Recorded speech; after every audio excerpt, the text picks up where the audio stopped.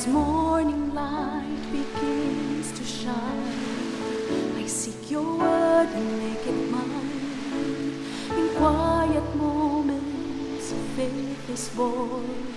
With every breaking of the dawn, rise and reflect on promises true. With every dawn, I'm renewed by you. Guided by grace, strengthened by love, your light leads me from above. Your word, my hope, my guiding way. In you I find strength each day. Through trials and fears I trust and rest. In your wisdom I am blessed. Rise and reflect on promises true. With every dawn I'm renewed by you. Guided by grace, strengthened by love, your light leads me from above.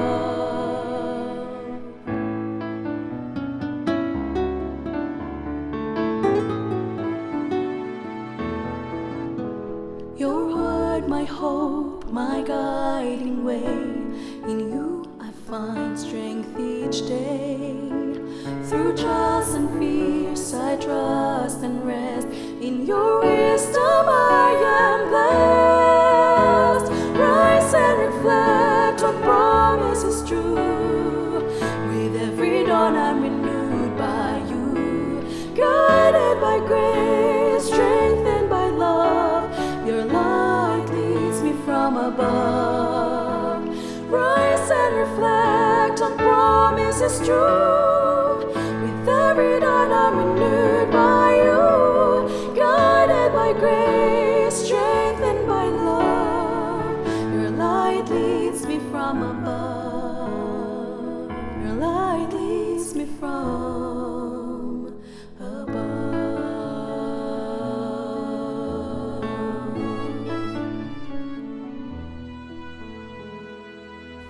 Isang bago at punong-puno ng pag-asang umaga muli, kaibigan. Ako ang iyong kaibigan, Nar Caranza, nagsasabing, because of the Lord's great love, we are not consumed, for His compassions never fail. They are new every morning. Dakila ang katapatan at pag-ibig ng ating Panginoong Diyos. Tayo ay muling ibinangon sa araw na ito, ipinahiram ang buhay at tayo ay may kagalakan na makapagpapatuloy ng atin pong mga gawain at paglilingkod sa ating pamilya at sa ating kapwa. Napakabilis po ng ating panahon. Ngayon ay February 8, Saturday, ang ikapitong araw ng Sanlinggo. At atin pong binabati ang atin pong mga tagapakinig. Saan man po kayo naroon, mayroon pong nasa Cebu, sa Talisay City, sa Santo Tomas, Batangas, sa Bawan, Batangas, at sa iba't ibang lugar na naabot po ng ating programa, ng ating himpilan. Kayo ay nakikinig dito sa ating himpilan, AWR 89.1 FM, at ito ang ating palatuntunang Rise and Reflect. Maraming salamat po sa inyong walang sawang pagsubaybay, paggising sa napakaagang oras na ito ng umaga upang pasimulan po natin ang ating araw sa pagbabalik ng pasasalamat sa ating Panginoong Diyos, sa pagbabasa ng Kanyang salita at sa pananalangin. Nagpapatuloy po tayo. Ngayon ay Genesis chapter 30 po tayo. Talatang 25 hanggang 43. Mula po sa ang Bible Pinoy version. Sundan niyo po ang aking pagbabasa sa atin pong nabanggit na mga bahagi o talata mula sa Genesis chapter 30, 25 to 43. Nung pinanganak na ni Rachel si Joseph, sabi ni Jacob kay Laban, "Payagan niyo na akong umuwi sa amin. Ibigay niyo po sa akin ang mga asawa at mga anak na pinaghirapan ko, tapos aalis na ako. Alam niyo naman kung paano ako nagtrabaho sa inyo." Pero sabi ni Laban sa kanya, "May sasabihin sana ako sa iyo. Nalaman ko sa panghuhula na binibless ako ni Lord dahil sa iyo. Sabihin mo kung magkano ang gusto mong sweldo at ibibigay ko." Sumagot si Jacob, "Alam niyo mismo kung paano ako nagtrabaho sa iyo at paano dumami yung mga hayop niyo na inalagaan ko. Kunti lang ang mga alaga niyong hayop bago ako dumating. Pero ngayon, sobrang dami na. Bless kayo ni Lord kasi nandito ako. Kailan ko naman maaasikaso ang sarili kong pamilya? Ano bang gusto mong bayad? Tanong ni Laban. Sumagot si Jacob, hindi po ako nanghihingi ng bayad. Aalagaan ko pa rin yung mga hayop kung papayag kayo sa ganitong usapan. Titingnan ko po ngayon lahat ng mga alaga mong hayop. Tapos kukunin ko yung mga itim na tupa at may batik-batik. Pati yung mga kambing na may spots. Yan ang gusto kong bayad. Mache-check mo naman kung dadayain kita o hindi. Pag tiningnan mo na yung bayad na hinihingi ko. Pag may nakita ka sa akin na kambing na walang spot o kaya tupa na hindi itim, ibig sabihin, ninakaw ko yun. Sumagot si Laban, okay, sige, gawin natin yung sinabi mo. Pero nung araw na yon, hiniwalay ni Laban yung mga lalaking kambing na may stripes at yung may spots sa kalahat ng babaeng kambing na may batik-batik o may puti-puti. Hiniwalay din niya yung mga itim na tupa. Pinabantayan niya ang mga yon sa mga anak niya. Tapos lumayo siya kay Jacob. Mga 3 araw na lakad yung layo. Inalagaan naman ni Jacob yung mga naiwang hayop ni Laban. Tapos pumutol si Jacob ng mga sariwang sanga ng 3 klaseng puno. Binalatan niya yon ng kunti para lumabas yung puti-puting part ng mga sanga. Nilagay niya yon sa tapat ng lugar na pinag-iinuman ng mga tupa. Kasi nag-aasawahan yung mga tupa pag umiinom sila. So, pag nagbi-breed yung mga tupa sa harap ng mga sanga, nagkakaroon ng stripes, batik-batik o mga spots yung pinapanganak nila. Hiniwalay ni Jacob yung mga babaeng tupa. Pag ready na silang makipag-breed, hinaharap niya ang mga yon sa mga may stripes at sa lahat ng itim na hayop ni Laban. Dahil doon, nagkaroon si Jacob ng sarili niyang mga hayop at hiniwalay niya yon sa mga hayop ni Laban. Tapos pag healthy yung mga hayop na nagpa-partner, pinupwesto ni Jacob yung mga batik-batik na sanga sa harap nila. Doon sa may pinag-iinuman, para doon sila mag-breed sa harap noon. Pero pag hindi healthy yung mga nagpa-partner, di niya nilalagay yung sanga. Kaya napupunta kay Laban yung mahihina. Tapos kay Jacob naman yung malalakas. Dahil dyan, sobrang yumaman si Jacob, nagkaroon siya ng maraming hayop, mga alipin, mga camel, at mga donkey. Usaping pangpamilya. Ang isa kong kaibigan ay nagtatrabaho sa isang medyo malaki ring negosyo na pag-aari ng pamilya. Nang mamatay ang ama na nagpasimula ng negosyo, nagtalo-talo ang magkakapatid kung sino ang mamamahala at kung magkano ang pag-aari ng bawat isa. Sa kasalukuyan, ang magkakapatid ay nasasangkot sa mga kaso laban sa isa't isa. Kapag pinaghalo mo, kaibigan, ang mga desisyon sa pananalapi at pamumuno na kasama ng isang negosyo, ang mga resulta ay maaaring mapanira. Sa kwento ni Jacob, pagkatapos na maipanganak si Joseph, hinangad niya na makabalik sa Kanaan. Naniwala si Jacob sa pangako ng Diyos na siya at ang kanyang mga inapo o descendants ay magmamana ng Kanaan. Alam niyang kabilang siya doon. Subalit ngayon ay mayroon na siyang malaking pamilyang dapat tustusan. Ang problema ay wala siyang pag-aari. Siya ay nagtrabaho sa loob ng 14 na taon upang bayaran ang halaga ng kanyang nobya na naging kanyang mga asawa para kay Rachel at Leah. At ayaw din siyang paalisin ng kanyang biyenan na si Laban. Sa ilalim ng kanyang pangangalaga, ang mga kawan ni Laban ay dumami. Nakinabang ng husto si Laban sa kanya. Si Laban ay yumaman dahil sa pagpapala ng Diyos kay Jacob. Ngunit sa yaman na iyon ay walang bahagi o pag-aari si Jacob. Kaya iminungkahi ni Jacob ang isang paraan kung paano naman siya mababayaran sa kanyang mahigit kumulang 17 taon na pagtatrabaho sa kanyang biyanan na si Laban. Lahat ng may batik-batik, may stripes at spot na mga tupa at kambing mula sa mga kawan na kanyang inaalagaan ay ibubukod. Sa proposal na yon, ang anumang may batik-batik na mga tupa o kambing na ipanganak ay magiging kanya bilang kabayaran o upa sa kanyang pag-aalaga sa kawan.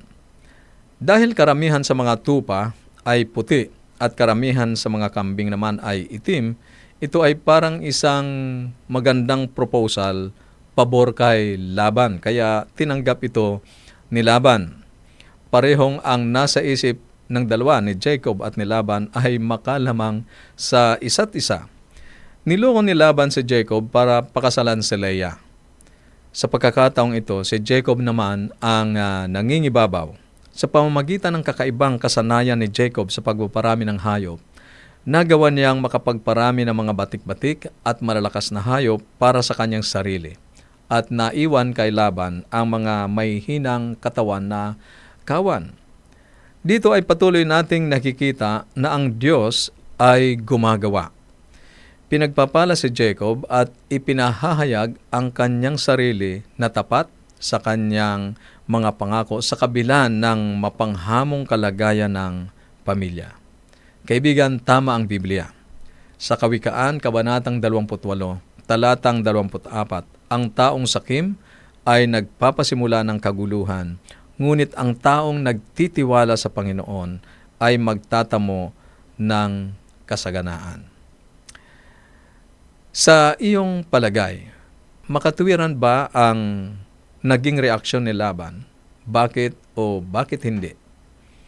Paano iningatan ng Diyos ang kanyang pangako sa gitna ng dalawang mga sakim na lalaking ito?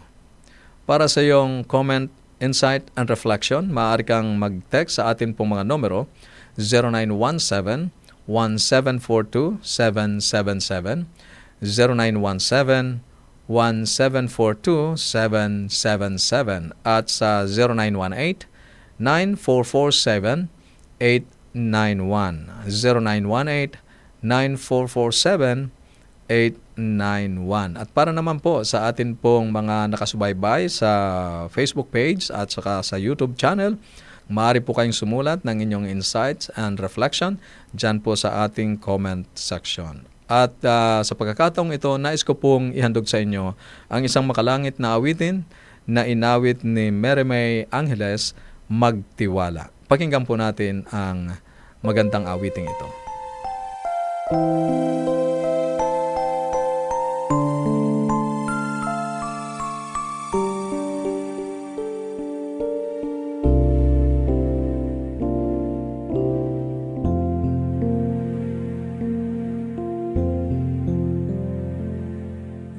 Madaling magtiwala pag lahat ay maayos at ang iyong buhay ay walang gulo. Problema'y dumating at lunas di mo kita. Ang gusto lang ng Diyos ay magtiwala ka na kaya niya. O Diyos, tulungan mo kami na magtiwala.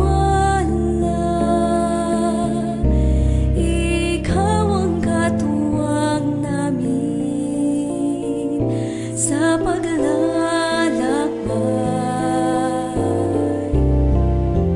O Diyos, kailangan ka namin na magtiwala. Ikaw ang lunas sa lahat ng mga hirap.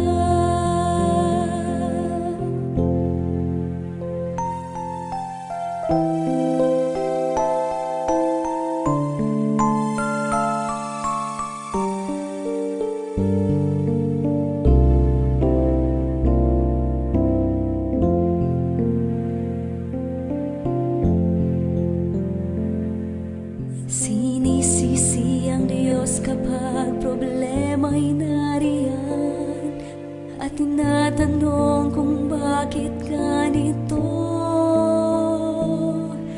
Sinisisi ang Diyos sa mga pagkakamali at kinalimutan mo ang mga biyaya niya na bigay sa'yo. O Diyos, tulungan mo kami na magtiwala.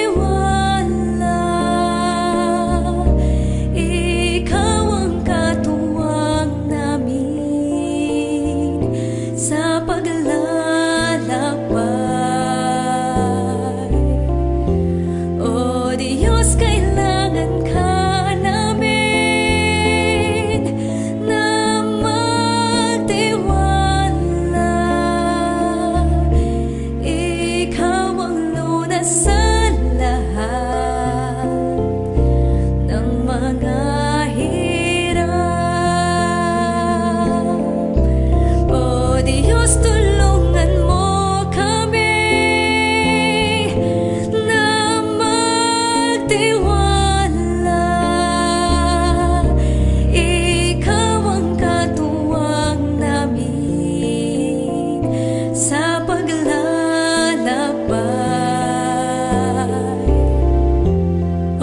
Diyos, kailangan ka namin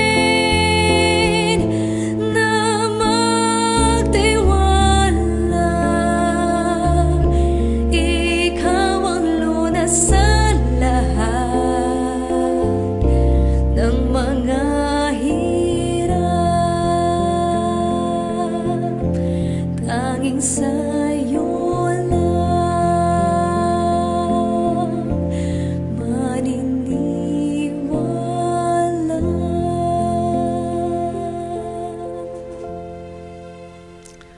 purihin ang Panginoon sa napakagandang diwa ng awit na inawit ng ating kapatid, si Sister Mary May. Maraming salamat, Mary May, sa mensahe ng awit na iyong inihandog sa atin pong pakikinig ngayong umaga. Kaibigan, sa pagkakataong ito, tayo po ay dadako sa ating pananalangin at maraming salamat po sa inyo pong mga dinalang prayer request at hindi na po natin iisa-isahin. Tayo po ay lalapit sa ating Panginoon sa pamamagitan po ng pananalangin. Tayo ay manalangin. Panginoon naming Diyos, Ikaw na may-ari ng aming mga buhay. Ikaw na patuloy na nagsusustain ng amin pong kalakasan. Salamat sa iyong pagpapalakas ng loob sa aming binasa ngayong araw. Lahat kami tulad ni Jacob ay nakararanas ng mga mapanghamong kalagayan sa pamilya. Ngunit sa lahat ng ito, ang iyong mga pangako ay matutupad at ang iyong layunin para sa aming buhay ay magaganap. Ama, tulungan mo kaming mawala ang natatagong kasakiman sa aming mga puso at baguhin mo ang aming mga buhay na katulad ng inyong anak na inialay ang kanyang sarili upang kami ay mabuhay. Panginoon, ang amin pong mga kaibigang nakikinig ay bukod tangi ko pong itinataas. Inilalapit sa inyo sa pamamagitan po ng pananalangin ang kanila pong mga pasanin at kahilingan.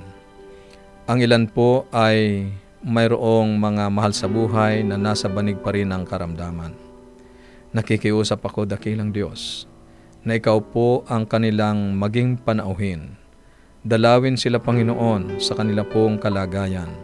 Hipuin ang may karamdamang katawan. Panginoon, patawarin niyo po kung saan kami nagkamali, ang aming mga kaibigan, kung may mga naging pag-abuso sa kanila pong kalusugan. Patawarin niyo po kami, Panginoon, at tulungan na mamuhay ng naayon sa batas ng kalusugan upang maibalik po ang kanila pong mga kalakasan. Dakilang Diyos, ang ilan po sa aming mga kaibigan ay mayroong mahal sa buhay na wala pa sa pananampalataya.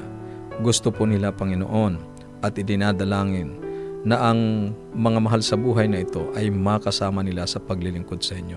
Maging isa ang kanilang sambahayan sa pananampalatayang kanila pong panghahawakan.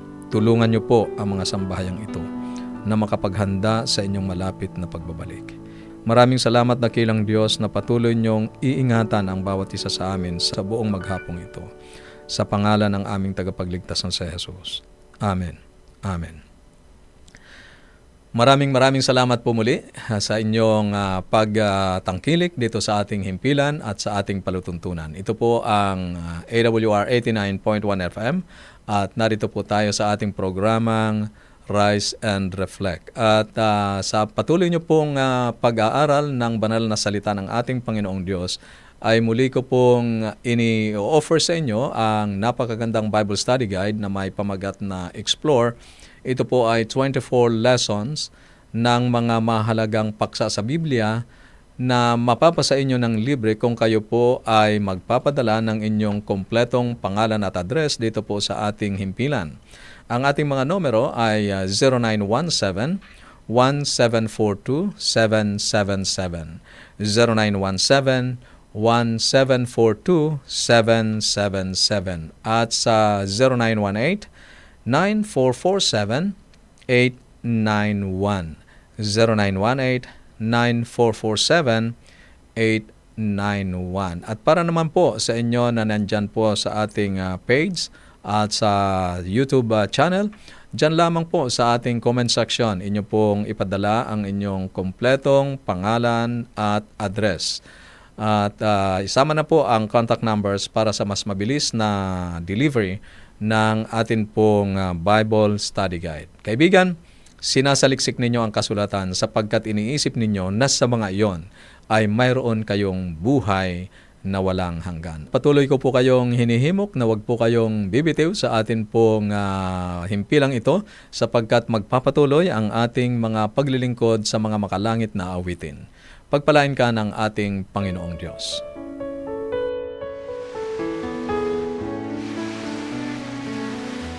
As morning light begins to shine, I seek your word and make it mine.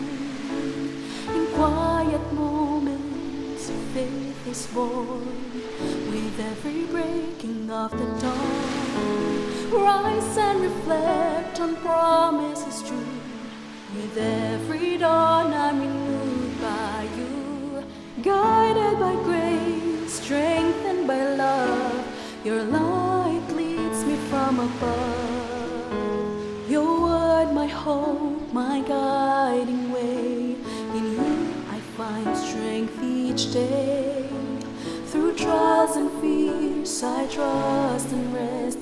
In your wisdom I am blessed. Rise and reflect on promises true. With every dawn I'm renewed by you, guided by grace, strengthened by love. Your light leads me from above.